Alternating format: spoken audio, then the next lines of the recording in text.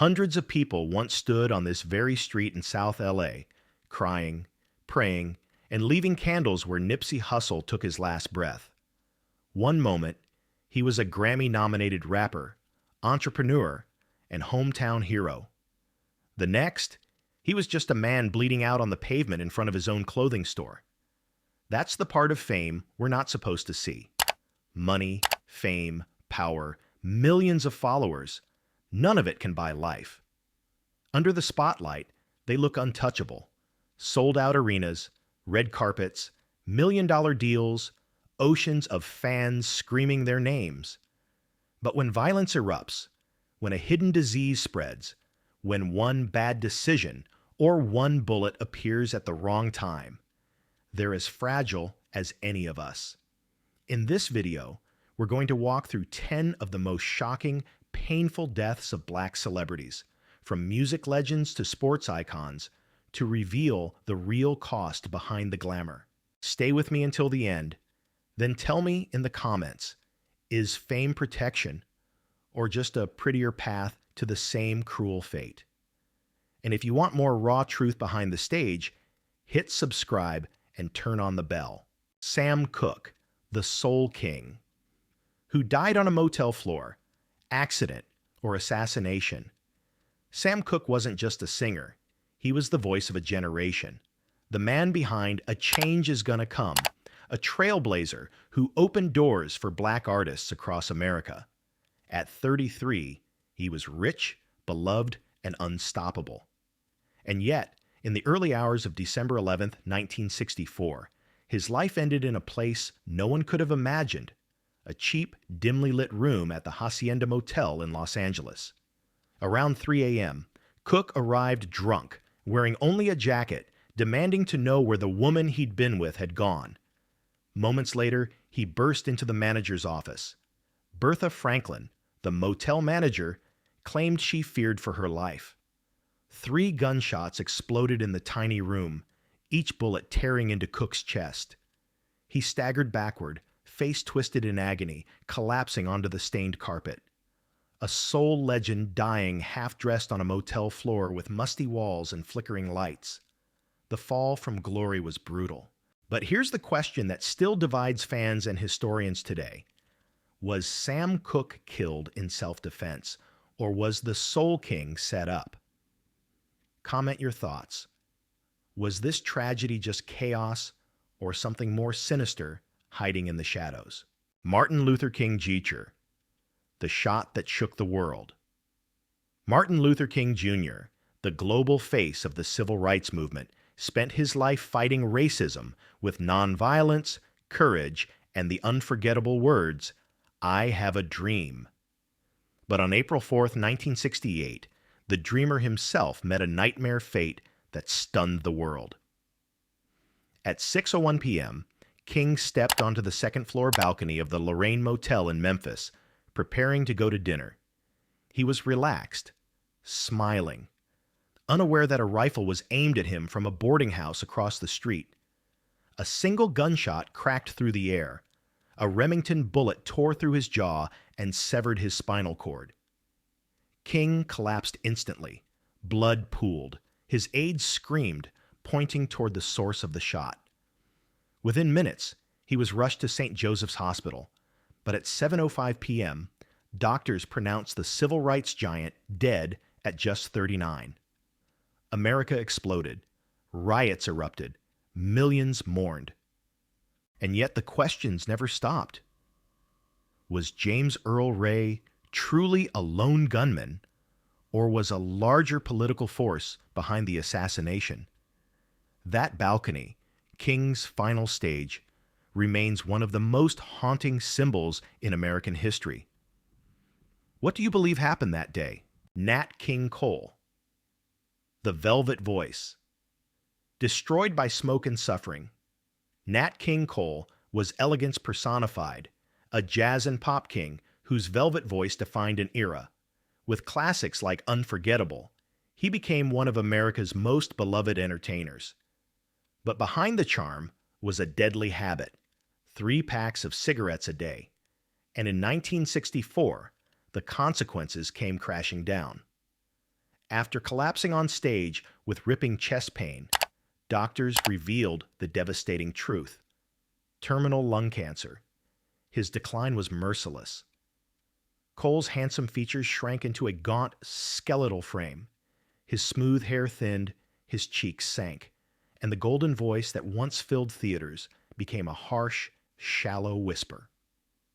In January 1965, surgeons removed his left lung, but the cancer had already spread, eating away at his body day by day. By February 15, 1965, at 5 a.m. in St. John's Hospital, Nat King Cole took his final breath. In a sterile white room, he looked nothing like the polished star the world adored, only skin, bone, and exhaustion. And here's the haunting question: how could a man who brought so much life to music meet such a painfully silent end? Malcolm X, a revolutionary silenced in a storm of bullets. Malcolm X was fire, a fearless civil rights leader whose voice reshaped Black identity, pride, and resistance in America. But on February 21, 1965, that fire was extinguished in the most violent way imaginable. At the Audubon Ballroom in Manhattan, hundreds gathered to hear him speak. At 3:10 p.m., just as Malcolm stepped to the podium, chaos erupted. A man shouted, a commotion erupted, then gunfire. 3 attackers surged forward, unloading 15 rounds. 7 bullets ripped through Malcolm's chest. He collapsed instantly on stage, eyes wide in shock, limbs trembling as blood spread across the floor. Screams filled the room. His wife and children watched in horror as people desperately tried to revive him. Rushed to Columbia Presbyterian Hospital, Malcolm X was pronounced dead shortly after. He was only 39, a revolutionary still rising. But the world refuses to accept the official narrative. Was this truly an internal feud within the Nation of Islam, or a larger political assassination engineered to silence a dangerous voice? His death left a wound on America, and a legacy that only grew stronger after the bullets stopped. Sammy Davis Jr., a dazzling superstar who died alone and broke. Sammy Davis Jr. was one of the brightest all-around performers America had ever seen. A singer, dancer, actor, comedian, musician, and the magnetic heartbeat of the Rat Pack. Audiences adored him. Hollywood respected him. But in 1989, everything began to collapse. In the middle of a performance, his voice cracked, and doctors delivered the crushing diagnosis: throat cancer. Radiation scorched his vocal cords.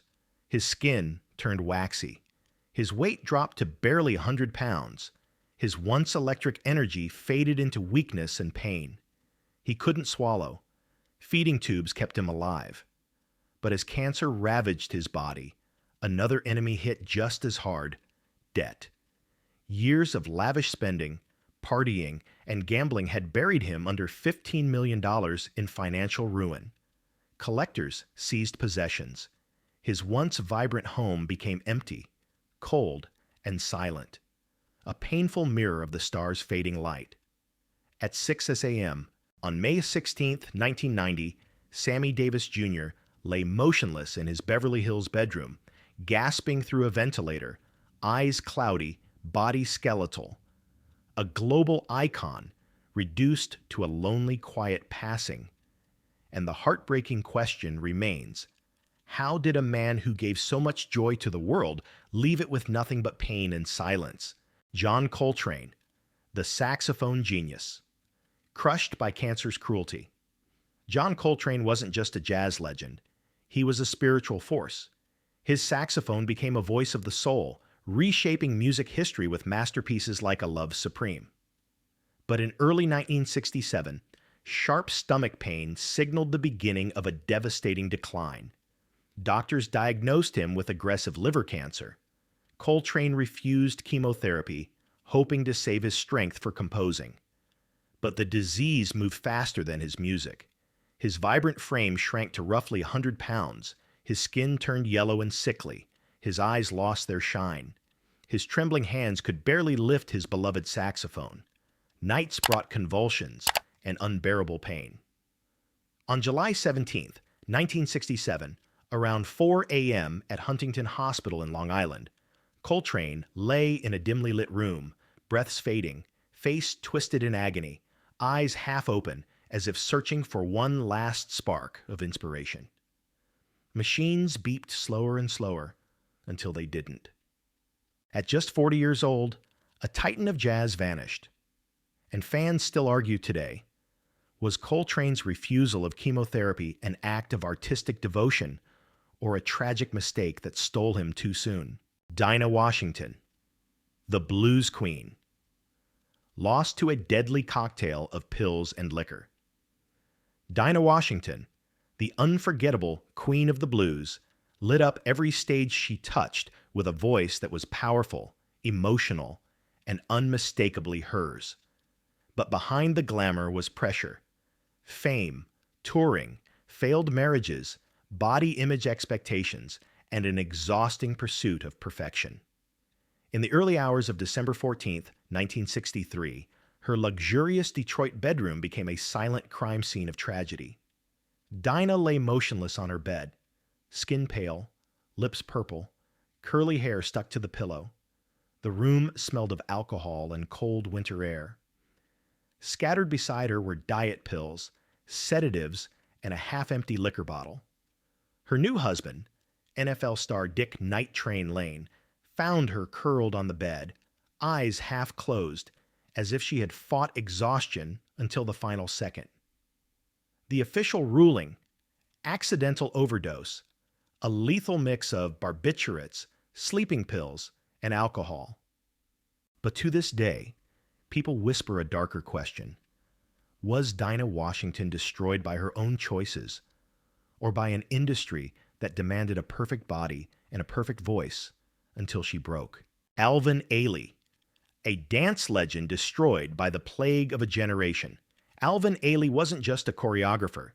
He was a cultural architect. The founder of the Alvin Ailey American Dance Theater revolutionized modern dance, blending athleticism, soul, and black storytelling into a global movement. But in 1988, a silent killer began stalking him. AIDS, the disease that erased countless artists during its darkest era. Ailey kept his diagnosis secret, terrified of stigma. As months passed, his vibrant body deteriorated. The man once known for explosive leaps and fluid grace shrank to around 110 pounds. His skin turned gray, marred with sores from infections. His legs, once symbols of power, withered into frail limbs unable to lift from the bed. On December 1st, 1989, at noon in New York's Lenox Hill Hospital, Alvin Ailey lay gasping through an oxygen tube, eyes distant as if watching his last curtain fall. No crowds, no applause, no stage, just a cold room and fading breaths. To this day, one question lingers. How many brilliant voices like Ailey's did the world lose, simply because they were too afraid to seek help in a hateful era? Otis Redding, a soul superstar, lost to a sky full of fog and fate. Otis Redding was soul's golden voice, a rising superstar whose emotional power electrified stages across America. At only 26, he was entering legendary status with the haunting Sittin' on the Dock of the Bay. But on December 10th, 1967, fate had other plans. As his Beechcraft H-18 plane approached Madison, Wisconsin, thick fog smothered the sky. At 3:28 p.m., the aircraft plunged into the freezing waters of Lake Monona. The impact shattered metal, snapped wings, and ripped the cabin apart. Inside, Otis was trapped as icy water surged in. He had no time to scream, no time to escape. When rescuers found him, his body lay beneath the surface, face pale, eyes frozen wide, clothes torn and soaked in mud and jet fuel. The crash killed everyone but one band member, leaving the music world in stunned silence. And the cruel irony? Dock of the Bay, recorded just days earlier, became his first no. One hit after death, a farewell he never got to see. Don Cornelius, the Soul Train King, who ended his life in silence. Don Cornelius brought joy to millions. As the creator of Soul Train, he shaped black culture, style, music, and television for decades. His smooth voice, sharp suits, and iconic catchphrases made him a legend. But behind the fame, his private life spiraled into pain. By 2012, chronic illness tormented him daily. A costly divorce drained his finances. Depression dug deeper. The glamorous parties were gone. His mansion in Sherman Oaks grew quiet, its walls stripped bare after possessions were seized to cover debts. At 4 a.m. on February 1st, 2012, Cornelius sat alone in his living room. His silver hair was messy, his face pale under dim light. Moments later, a single gunshot echoed through the house. When police arrived, they found him slumped forward, gun beside him. A giant brought down not by disease, but despair. And the haunting question remains: how did the man who gave Black America a stage end up leaving the world in total silence? Life doesn't always follow the script we write for ourselves. And as these stories show, even the brightest stars, the ones who seem untouchable, unstoppable, invincible, eventually face the same unpredictable turns as the rest of us. Money can build mansions. Fame can fill arenas. Power can move nations. But none of it can guarantee peace, protection, or a tomorrow that's promised. So here's the real question for all of us. Can success truly shield anyone from tragedy? Or does it simply hide the cracks until they finally break? If these 10 lives teach us anything, it's this: behind every spotlight is a human being, fragile, flawed, and fighting battles we often never see. Maybe the real lesson isn't about how they died, but how we choose to live. What do you think? Drop your thoughts below. Let's talk about it.